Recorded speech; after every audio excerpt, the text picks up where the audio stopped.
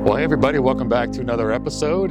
As you can see from the opening B-roll footage that you saw, we're in Natchez, Mississippi today on this beautiful but lazy day. That's the best way to describe it. It's beautiful out, sun's a-blazing, little to no clouds in the sky, got the Mississippi River here in front of me. But there's something about the day today. It's just very chill, very serene, almost a lazy day. So I'm loving it. It's a great vibe.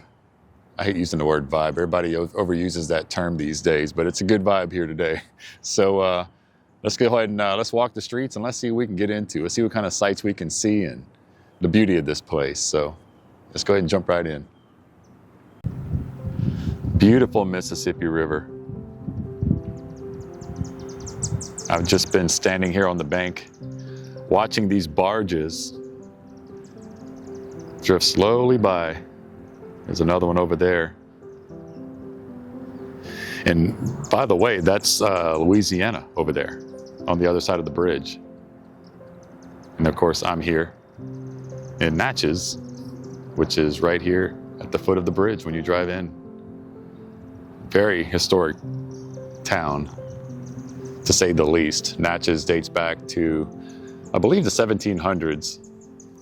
By no means is this a documentary about Natchez, but it's a beautiful place. And I've been wanting to come here for a long time to do a vlog. Of course, I've been here multiple times. Actually, the truck I got, when I got my Tundra last year, I came to Natchez to get it. And I've always loved it here. It's just beautiful. Let's go walk around. Let's just see some cool stuff. I don't know what to expect. We're just gonna walk around and kind of experience it together like the rest of my videos on this channel, but what a beautiful day. So here's a neat little plaque with a magnolia flower on the top. So let's see what this is about. Prince Ibrahima, Prince Abdul Rahman Ibrahima, 1762 to 1829, was from Futa Jalan. I'm probably mispronouncing that, I'm sorry. In today's Republic of Guinea in Africa. Okay. He was captured in war, brought to America, and sold at this site to Thomas Foster, who enslaved him for 40 years near Natchez. Through complex negotiations, he and his wife Isabella were freed in 1828 and departed from this site. He never reached his homeland, dying in 1829 of disease in Liberia, holy cow, where he had landed. Ibrahima became known as Prince Among Prince Among Slaves. Descendants remain in the U.S. and Liberia. Interesting. I know Natchez has got a lot of history. It was known as way back, a couple hundred years ago or whatever, as the wickedest stop on the Mississippi or wickedest port on the Mississippi because of just all the craziness that is like the Wild West of the Mississippi back then. Here's some stuff about the Natchez Trail. It's kind of beat up here. The sign's all weathered, but Robert Fulton, 1807. The prime mover of commerce and passengers on the Mississippi River was the steamboat, which was invented by Robert Fulton in 1807. From 1820 to 1860, Natchez was one of America's wealthiest cities. Wow. Cotton and slavery-based economy was at its height in 1860 on the eve of the Civil War. I said this thing's kind of battered. It's hard to read. In 1909, President Taft embarked on a steamboat trip down the Mississippi River from St. Louis to New Orleans. A flotilla of steamboats carried Taft cabinet officials and large number of United States congressmen who were greeted by a large crowd in Natchez. The trip's purpose was to focus attention on the merits of steamboat travel and to investigate proposals to straighten and dredge the Mississippi River. Look how old these buildings are. So nice too. Looks like something you see up in Washington, D.C. or something, huh? Maybe Baltimore or something.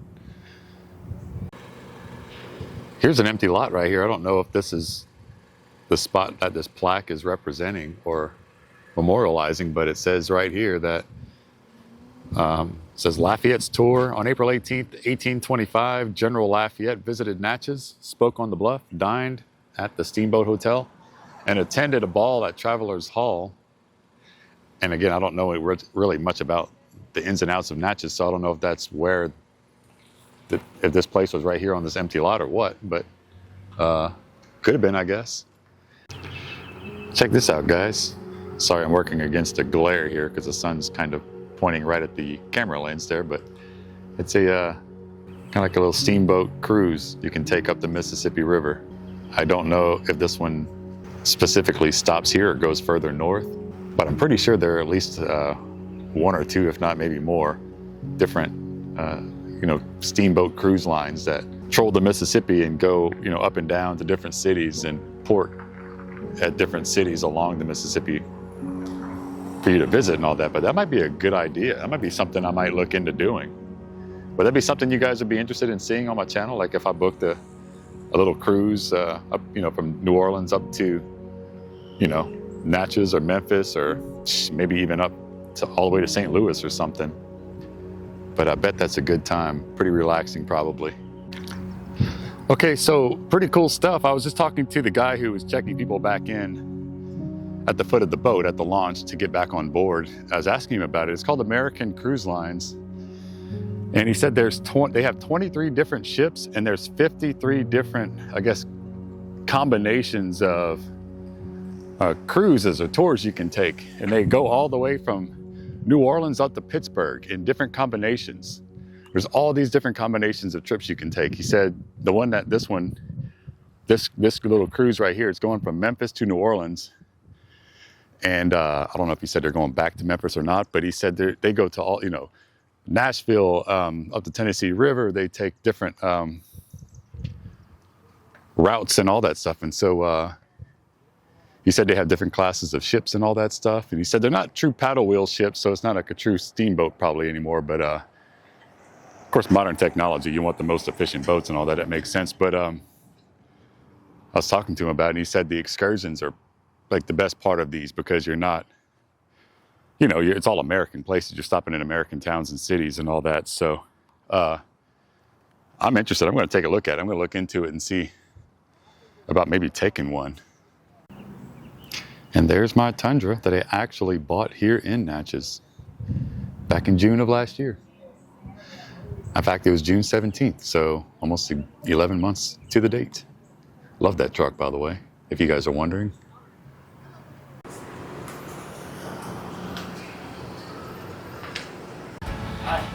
All right, so I'm getting kind of hungry, and I'm gonna see what the food's like at the camp here.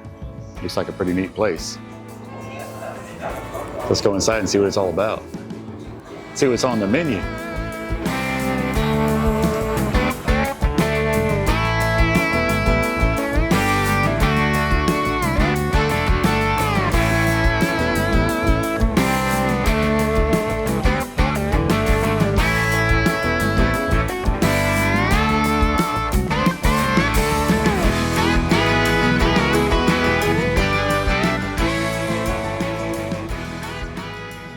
And this is where I'm staying tonight, at the the Mark Twain house or gallery, office, bar. And downstairs is the bar, and upstairs is where my room is, right there behind that flag on the left side. And I lucked out and got it for $100. Pretty cool, huh?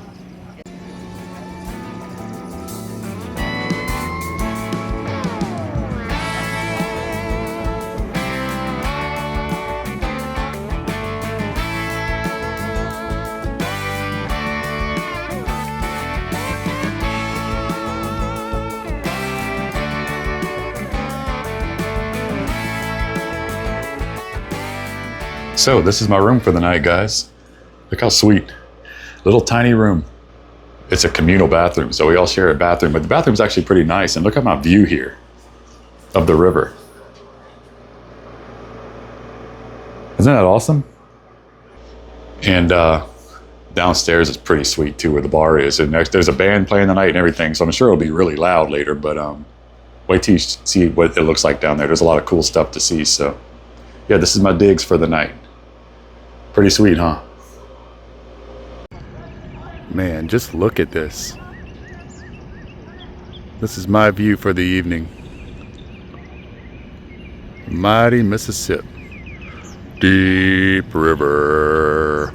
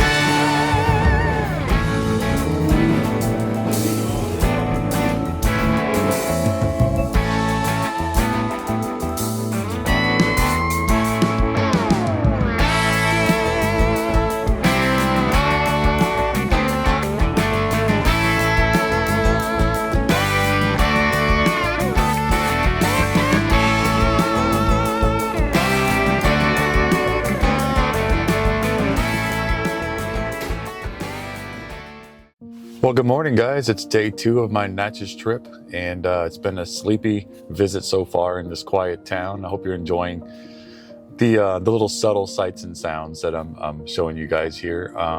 Natchez is a very quiet place. It's not a very upbeat, exciting place, but I mean that respectfully. It's how it is here. It's very, very low key.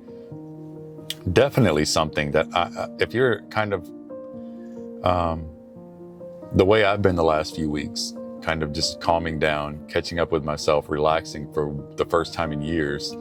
A place like Natchez is perfect for that. You can come and relax here and just enjoy yourself and sit by the river and watch the boats and, you know, look at some of the beautiful architecture here in town, which is what we're going to, I'm going to go try to find some more of that right now. But I highly suggest coming and visiting this place. I'm thoroughly enjoying myself. And by enjoying myself, I mean, I'm able to really relax. People are really nice, laid back.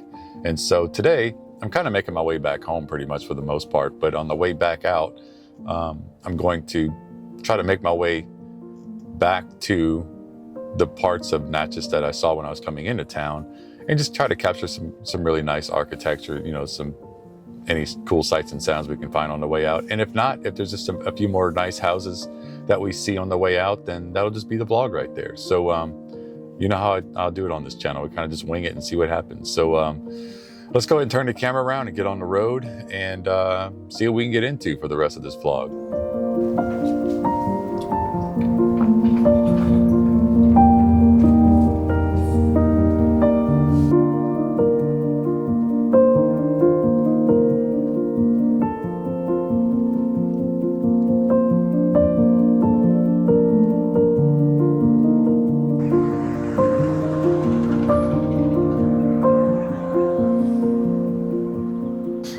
All right, so I made my way back into the downtown area of Natchez, and it turns out that most of downtown is closed on Sundays. So I've seen that before in other towns. So on the way out just now, I stumbled upon this awesome looking fort, and it's called Fort Rosalie. So there's some plaques out front, and it looks like it's something that we can walk around and kind of explore and all that. So I figured I'd show it to you guys. So let's take a look at it.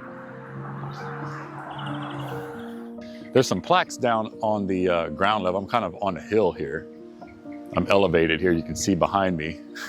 You guys are getting the panoramic view. Down there behind me is road, street level. So I'm kind of up on a hill like most forts would be.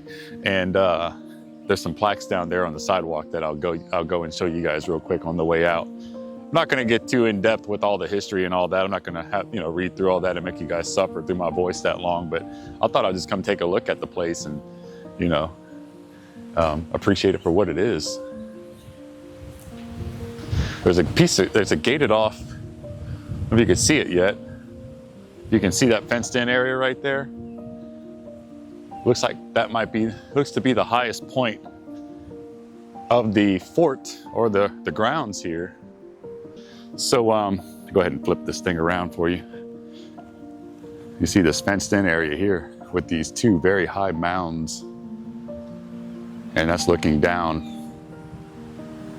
You can see street level way down there. It's a beautiful piece of property. Some big crepe myrtles. There's some oak trees. Some of these are oaks probably.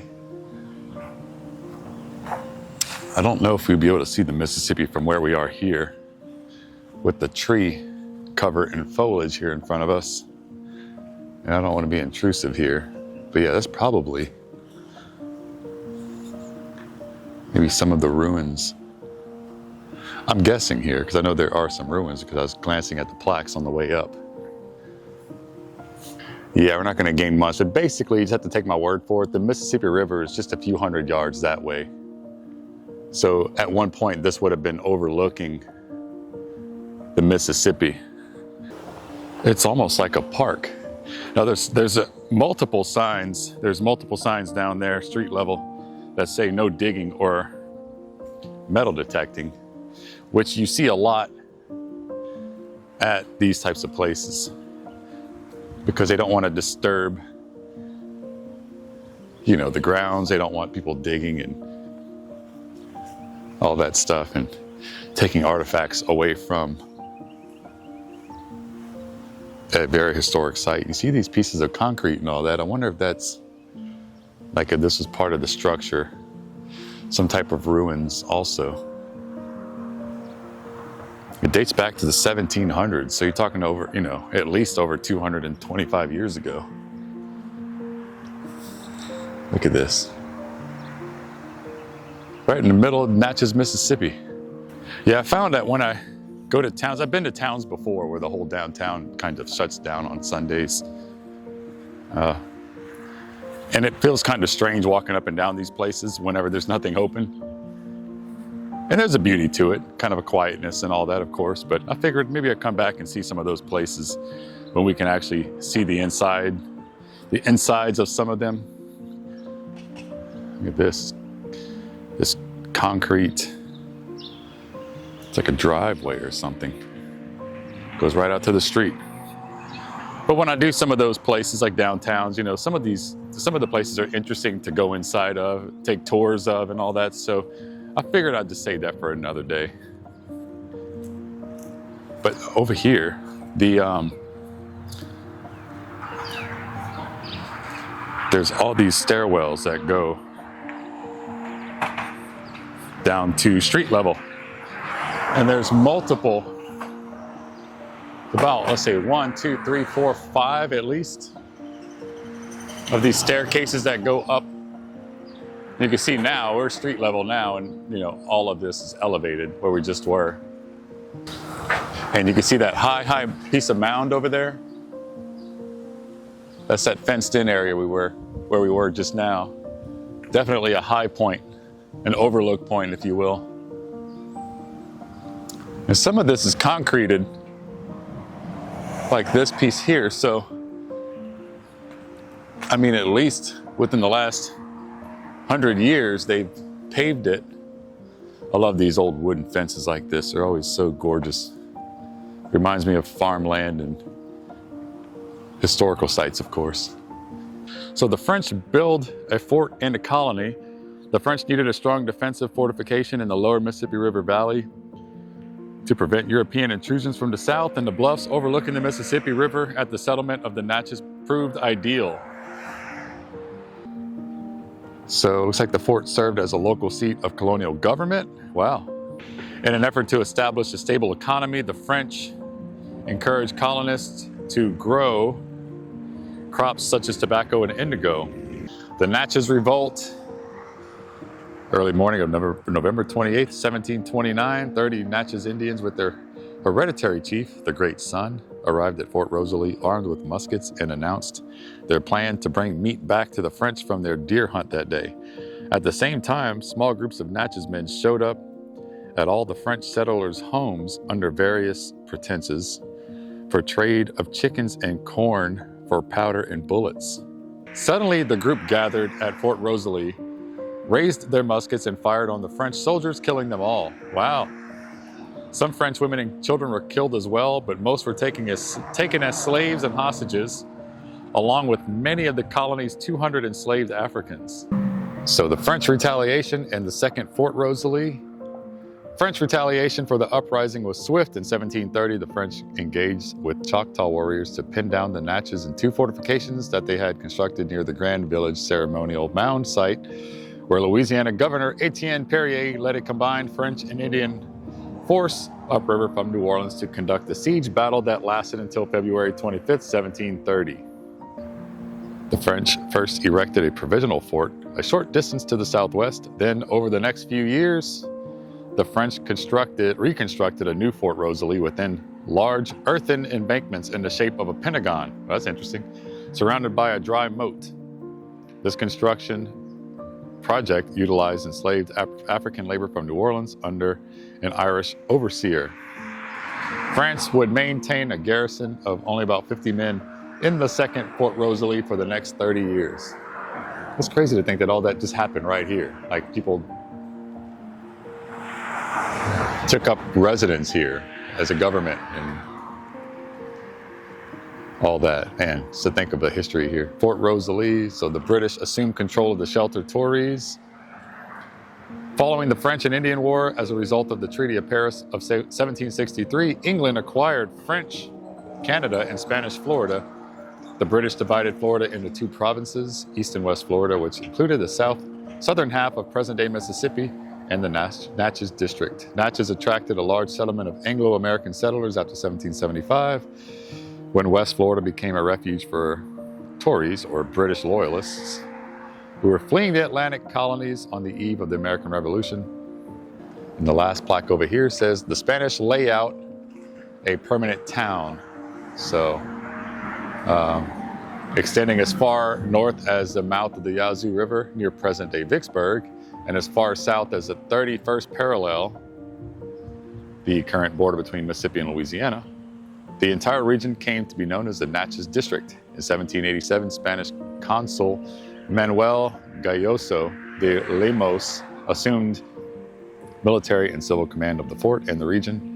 He continued to encourage the settlement of Americans in the area, especially Catholics and those who brought a significant property. In 1790, Gayoso moved the administrative part of the town of Natchez from under the hill to atop the bluff north of the fort.